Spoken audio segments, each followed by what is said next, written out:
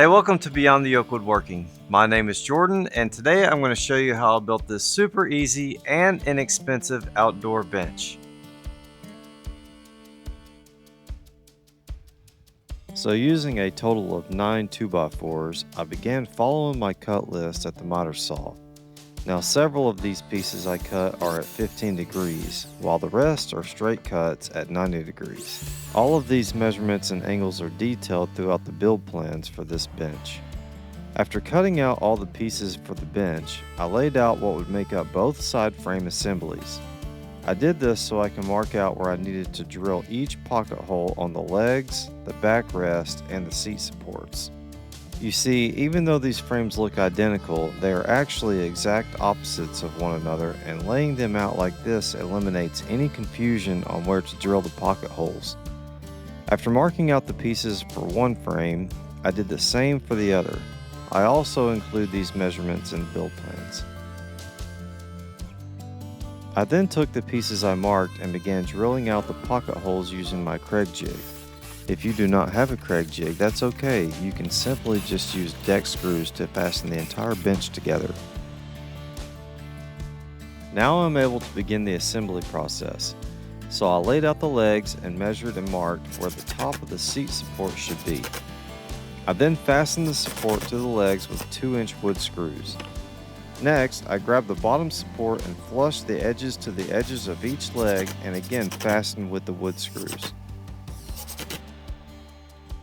Now I needed to attach the armrest. After clamping the armrest to the workbench, I stood the frame on top while ensuring the pieces are flush to one another. I then fastened them together with pocket hole screws.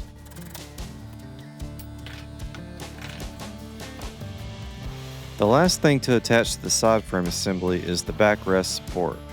I took the end with the 15-degree miter and laid it flush on the bottom support while resting the edge on the top corner of the seat support.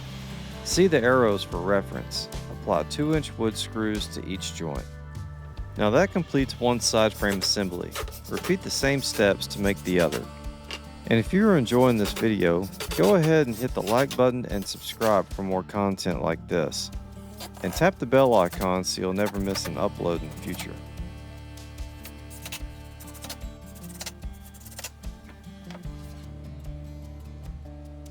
Okay, so here's a little tip for you.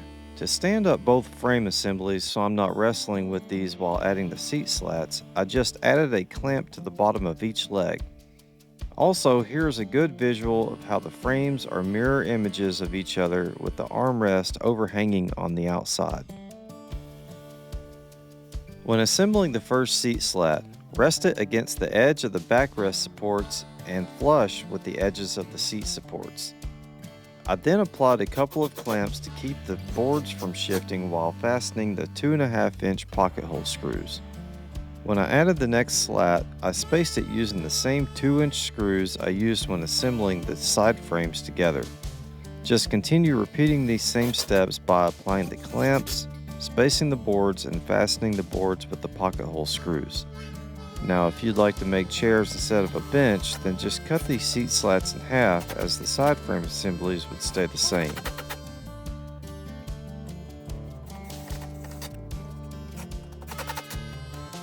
Okay, so after installing all the seat slats, I removed all the clamps and moved the bench to the floor and began working on adding the backrest to the bench. To space the first piece from the seat, I used a scrap piece of wood that is roughly 5/8 of an inch thick. Then I slid the piece into place and fastened with the pocket hole screws. After that, I went back by spacing each piece with the 2-inch screws as I did for the seat. After installing the bottom 2 backrest boards inside of the side frames, the top 3 boards will overhang the armrests. I just eyeballed this on each side and continued fastening each board with the pocket hole screws.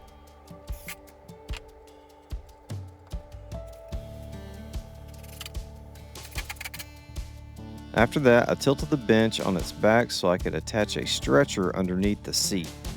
This will add more strength to the bench and keep it from swaying side to side over time. Using 2-inch screws, fasten it to the very bottom of the backrest support. Now that the bench is fully built, the last thing to do is to apply a protective finish so it can withstand the outdoor elements. I chose to use a waterproof deck stain, but you could also use any outdoor grade clear coat or paint.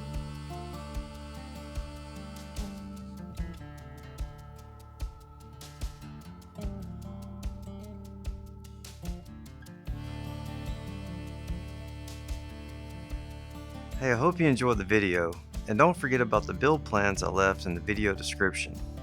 Now, at the end of each of my videos, I like to share a Bible verse, but for this video, I would like to challenge you to read the entire chapter of Psalms 119.